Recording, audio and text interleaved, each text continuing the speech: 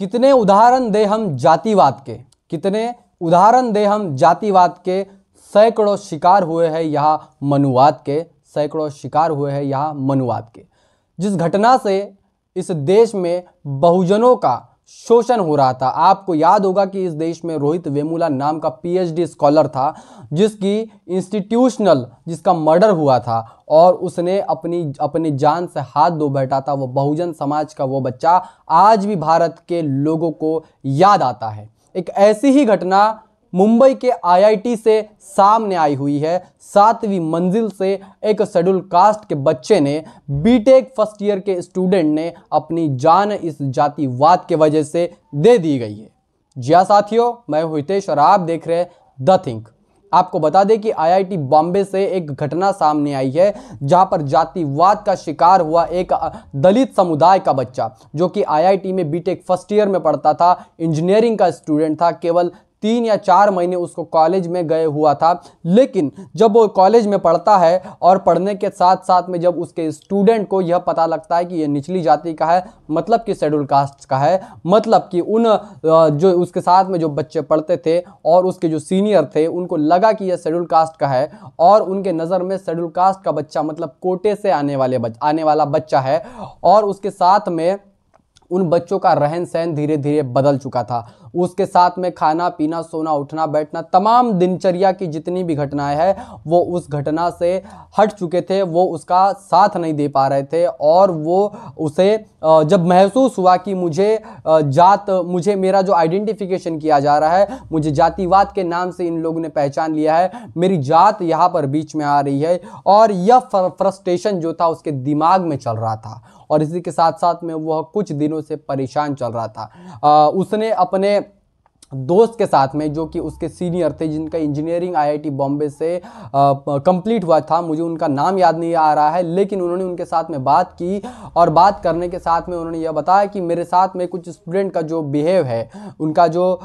मेरे साथ में व्यवहार है वो कुछ बदला सा लग रहा है। वो मेरे साथ में पहले जैसा सुलूक नहीं कर रहे हैं, वो मेरे साथ में बहुत ही एक गैर बर्ताव जो है वो कर रहे हैं और इसी के साथ में मैं बहुत परेशान हूँ। यह पीढ़ा स्टूडेंट ने, जिसका नाम है दर्शन सोलंकी, जो कि उत्तर प्रदेश का एक विद्यार्थी था, जो आईआईटी बॉम्बे में पढ़ने के लिए आया था। बीटेक फर्स्ट ईयर का इंजीनियरिंग का वो स्टूडेंट था। और जब वो स्टूडेंट जब यहाँ पर आते हैं तो उनको अपने जो सीनियर है, वो शेड्यूल कास्ट के जितने भी वहाँ पर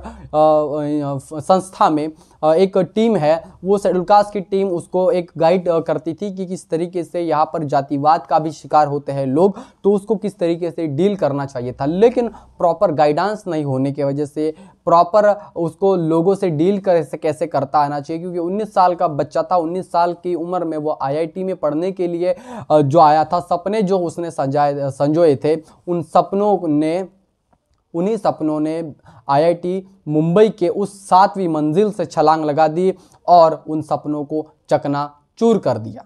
शुरुआत में ही मैंने कहा कि कितने उदाहरण दे हम यहाँ मनुवाद के, तो आपको बता दी कि रोहित वेमुला के बाद में डॉक्टर पायल तड़वी नाम की बहुजन समाज की एक बेटी के साथ में भी उसके सीनियर्स ने इसी तरीके का उसके साथ में व्यवहार किया था और उसने मजबूरन अपनी जान जो है दे दी थी, उसको मजबूरन आत्महत्या करनी पड़ी थी।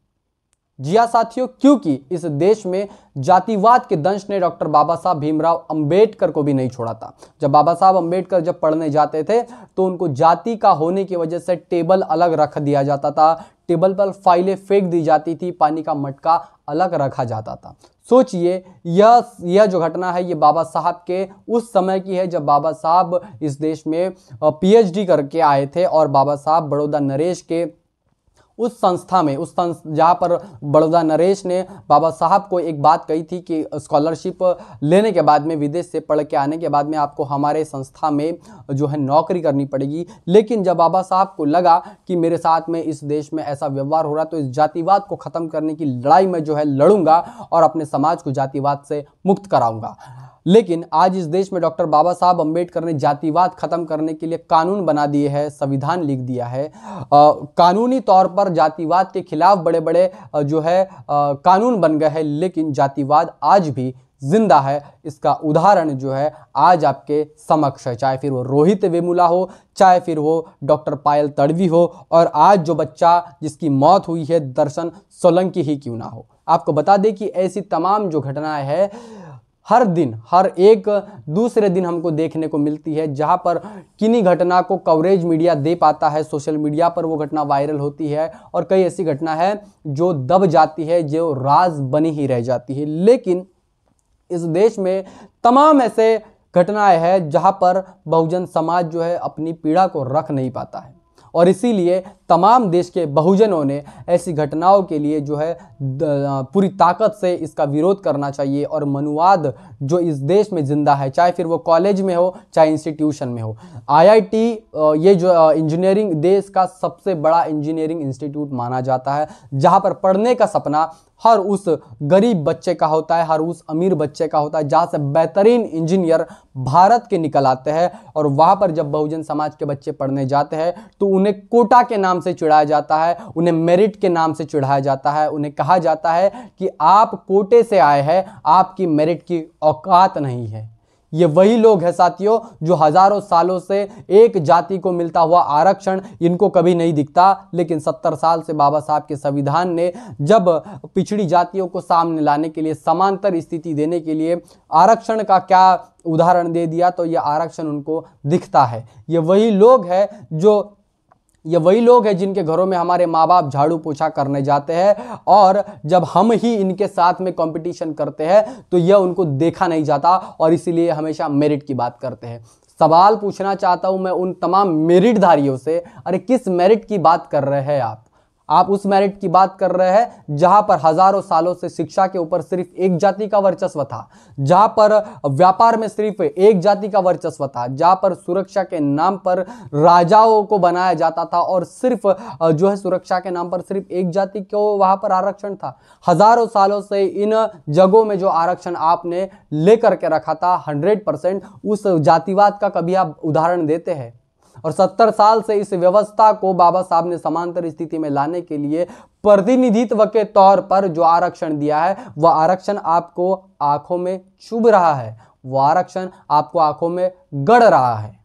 और ऐसे तमाम उदाहरण इस देश में होते आ रहे हैं। लेकिन बहुजन समाज के उन तमाम बुद्धिजीवी लोगों से, साथ ही जो स्टूडेंट पढ़ रहे हैं या फिर हमारे चैनल को देख रहे हैं, तमाम साथियों से मैं निवेदन करता हूं और निवेदन करना चाहता हूं कि ऐसी घटनाएं अगर आप के साथ में होती है तो आप अपना धैर्य बनाए रखें, क्योंकि बाबा साहब के साथ में भी ऐसी घटनाएं हुई थी, लेकिन बाबा साहब ने धैर्य कभी छोड़ा नहीं। उन तमाम मनुवादियों के खिलाफ में बाबा साहब लड़ते रहे और बाबा साहब डट कर खड़े रहे और उन्होंने उनका सामना किया। तो आप जो है धैर्य बनाए रखें, लड़ने की प्रेरणा बाबा साहब से ले, और तमाम बहुजन जिन्होंने इस देश में जातिवाद खत्म करने के लिए संतों, गुरुओं, महापुरुषों ने जो आंदोलन चलाया है, उनको प्रेरणा स्थल मान करके, प्रेरणा उनकी ले करके इस देश में जातिवाद के साथ में लड़ाई बरकरार रखें। और जहां भी आप कॉलेज और इंस्टीट्यूशन में आप पढ़ रहे हो और जहां भी ऐसी घटनाएं आती है तो उसको ट्विटर, फेसबुक और यूट्यूब के माध्यम से आप सामने लाइए, ताकि